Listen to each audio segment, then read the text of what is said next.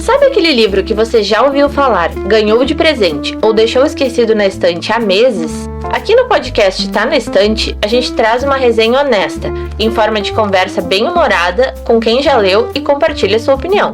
Se você vai gostar do livro ou não, não dá pra prometer, mas a nossa ideia é que você termine esse episódio com uma nova perspectiva sobre a leitura. Afinal, se tá na estante, tem história. Sejam bem-vindos, leitores, a mais um episódio do Tá na Estante. Eu sou a Carolina. Eu sou a Valentina, e hoje a gente vai conversar sobre Cândido ou o Otimismo, de Voltaire. No Leitura Obrigatória, a gente conversa sobre os grandes clássicos da literatura mundial, sem spoilers, para despertar sua curiosidade e convidar você a refletir sobre obras que nunca deixam de fazer sentido. Preparados para tirar mais um livro da estante? Voltaire foi um filósofo, escritor e pensador francês, nascido em 1694, considerado um dos principais nomes do Iluminismo. Seu verdadeiro nome era François-Marie Arouet, mas adotou o pseudônimo Voltaire, pelo qual ficou mundialmente conhecido. Ele defendia ideais como liberdade de expressão, tolerância religiosa, uso da razão e separação entre igreja e Estado. Suas obras criticavam o fanatismo religioso, os abusos de poder da monarquia e a intolerância da sociedade de sua época, utilizando frequentemente a ironia e a sátira como forma de reflexão e crítica social. Por causa dessas críticas, chegou a ser preso na Bastilha e também viveu exilado por um período na Inglaterra. Além de escritor, Voltaire teve grande influência no pensamento moderno e nos ideais que inspiraram movimentos como a Revolução Francesa. Suas obras ajudaram a fortalecer valores ligados à liberdade, à razão e aos direitos individuais, tornando-o uma das figuras mais importantes da filosofia e da literatura ocidental. Cândido ou Otimismo é um dos livros mais famosos de Voltaire. Trata-se de uma obra satírica que acompanha a trajetória de Cândido, um jovem ingênuo que acredita fielmente na filosofia de que tudo acontece para o melhor no mundo. Criado sobre os ensinamentos do filósofo Pangloss, ele é expulso de seu lar e passa a viver uma série de desventuras marcadas por guerras, perseguições, desastres naturais e injustiças. Ao longo de sua jornada, Cândido enfrenta situações extremas, que colocam em dúvida o otimismo cego que aprendeu, revelando um mundo repleto de sofrimento e contradições. Em suas viagens, ele reencontra personagens marcantes, como Cunegonde e o próprio Pangloss, e presencia diferentes formas de miséria humana, sempre confrontando suas crenças iniciais. No final da obra, após tantas experiências dolorosas, Cândido abandona as explicações filosóficas abstratas e conclui que a felicidade está na ação prática e na vida simples, resumindo sua lição na famosa ideia de que é preciso cultivar o nosso jardim. Nossa! Ai, gente, esse livro foi uma viagem do início ao fim. Meu Deus, que história maluca, né? Ai, olha, foi engraçado. Foi porque começa pelo nome dos personagens ser tão diferentes e estranhos. Cândido, Cunegonde, Pangloss. Ai, não tem como. A quinta série que habita em mim já fica pensando coisas de quinta série. A ideia era justamente trazer coisas muito extremas. E uma sátira mesmo. Tudo era pra ser uma crítica em forma de piada, né? E a história em si do livro é uma grande doideira. Eu achei que tudo vai acontecendo rápido e de um jeito muito catastrófico. As coisas começam a acontecer e quando finalmente tá começando a dar um pouquinho certo, vai lá e acontece uma coisa muito horrível. E é muito, num nível muito absurdo. Não é que eles sofrem um pouquinho, sabe? É uma catástrofe que acontece que acaba com eles de uma forma horrível. E o engraçado é que não acaba. Mesmo sofrendo aqueles horrores, tanto o Cândido quanto os outros personagens que também sofrem bastante, dão um jeito de seguir a vida. E isso pra mim foi uma foi uma lição de otimismo. Apesar de que É uma ironia o otimismo?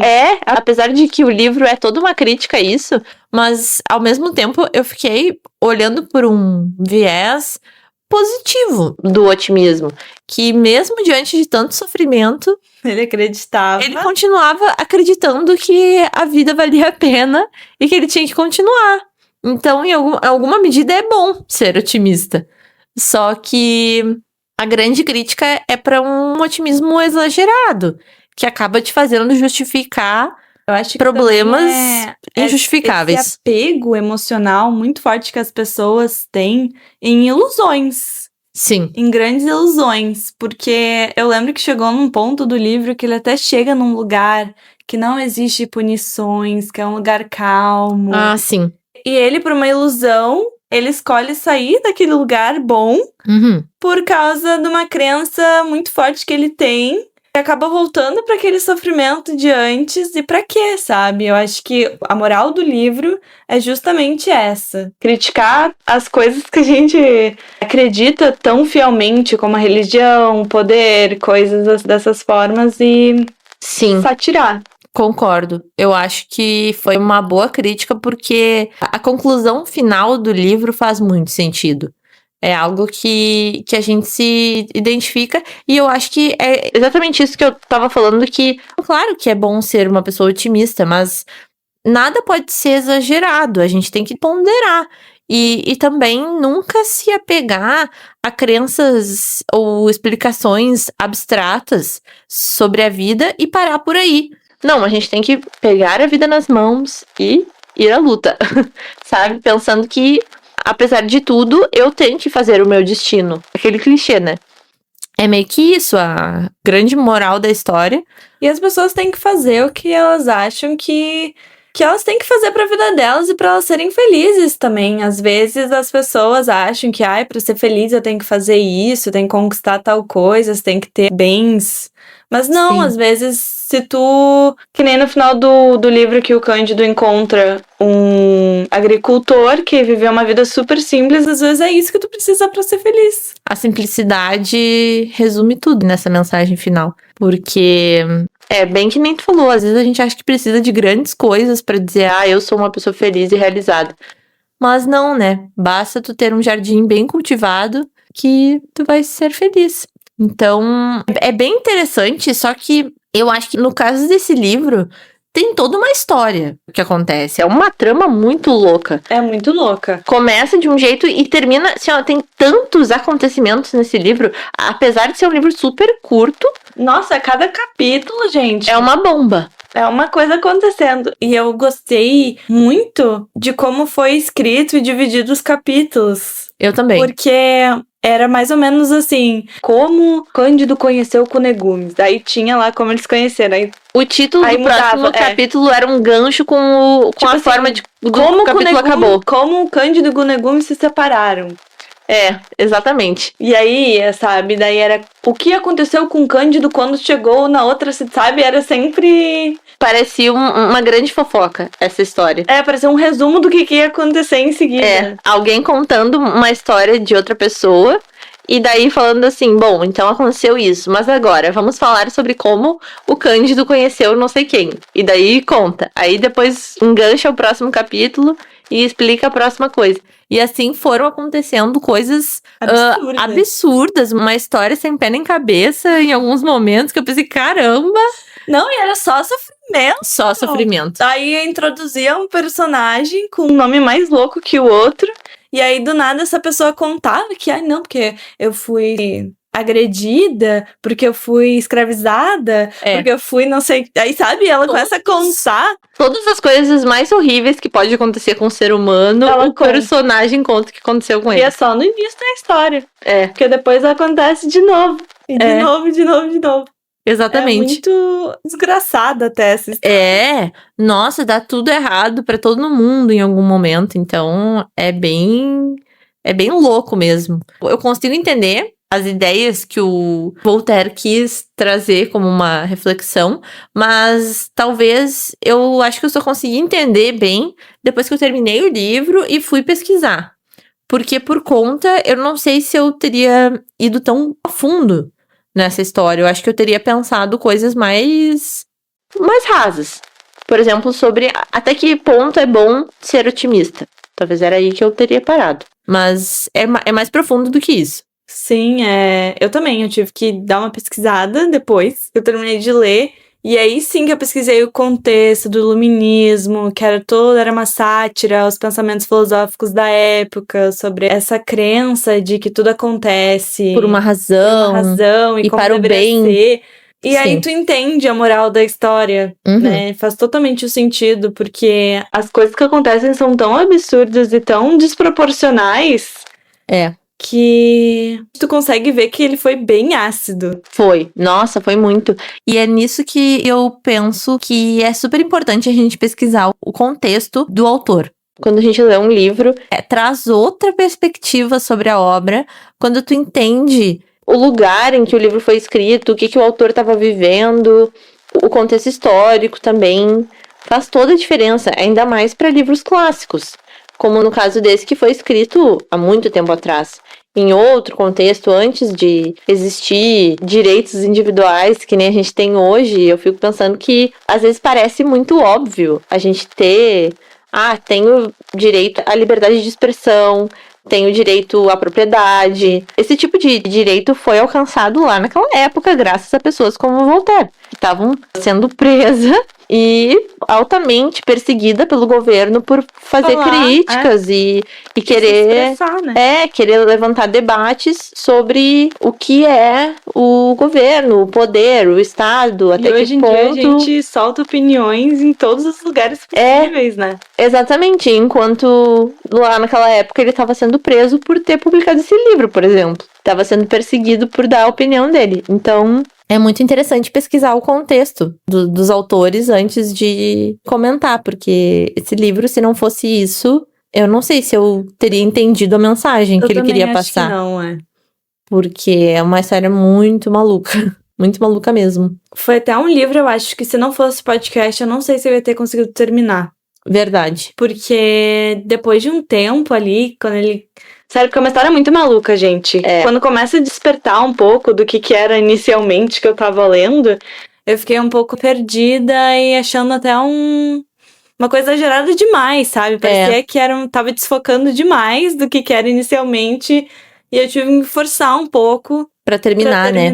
Porque realmente Eu também. a linguagem é totalmente difícil. É que foi escrito muito antigamente. Em 1700 foi escrita essa história.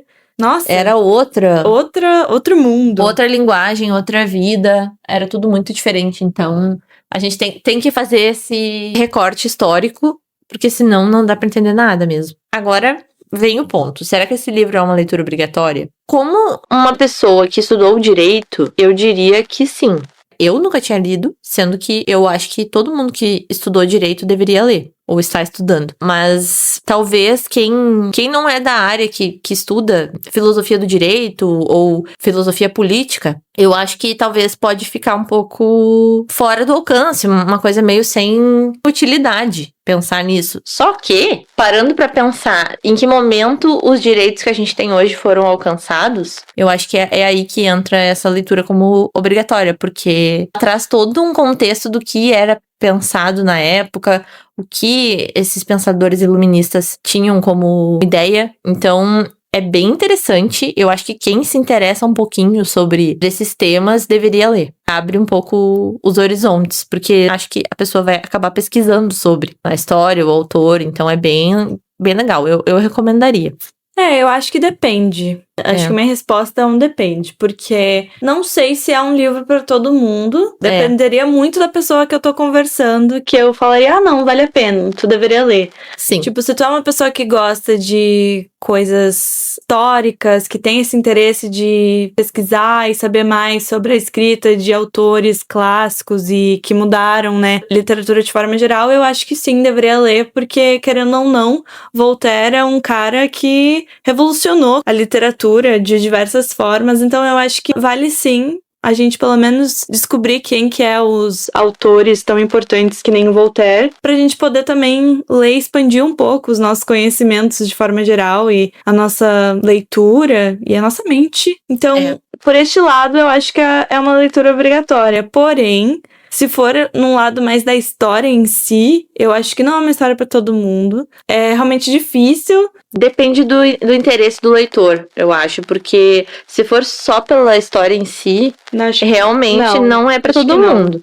É pra alguém que tá interessado em pesquisar esse contexto histórico, se interessa por filosofia do direito, filosofia política, literatura, aí eu acho que vale a pena. Essa aí é uma literatura clássica. É antes dos clássicos que a gente vem lendo. Sim, eu não sabia, mas ele era um grande escritor. Eu conhecia ele mais por esse viés da filosofia do direito. Porém, pesquisando, eu vi que ele escreveu mais de 2.000 livros. Então, isso me chocou. Eu pensei, nossa, ele realmente era um baita escritor. Então, até para esse âmbito de quem se interessa por literatura, acho que é muito interessante ler o livro. Mas vai muito do interesse da pessoa. Se não tá a fim de pesquisar, de entender o contexto e tal, eu não recomendaria. Eu também não. Até porque não vai entender nada. Não vai. Então, assim, não é um livro pra todo mundo mesmo. Concordo. E eu acho que é um livro até, mesmo que eu tenha lido, eu acho que eu não consegui absorver 100% do que estava escrito e aí da história. Eu acho que teve muitos pontos que eu deveria ler de novo, com outra cabeça, agora que eu sei o contexto e tentar entender, sabe? Mas é que é quase um livro de estudo. Exatamente. Eu fiquei pensando, parecia muito textos que eu lia na época da faculdade. É que tu sublinha uma linha, vai pesquisar o que significa, volta, tá. Exatamente. Aí tu continua, lê e assim vai até tu terminar, né? Exatamente. Então é mais um livro de estudo do que um livro de literatura por lazer. E se você concorda com as nossas reflexões, discorda de algum ponto ou pensou em algo que a gente não falou, por favor, deixe nos comentários. O nosso intuito é criar um espaço de troca de ideias e opiniões sobre literatura. Se você gostou, não deixe de compartilhar o episódio com seus amigos. Isso nos ajuda a continuar incentivando a leitura. Obrigada por escutar até aqui e até o próximo episódio. O Tá na Estante é um podcast independente, produzido por Carolina Soni e Valentina Refosco, e está disponível no Spotify e no YouTube. Siga nossas redes sociais, @TaNaEstantePod, para acompanhar todas as novidades e outros conteúdos. Nos vemos no próximo livro!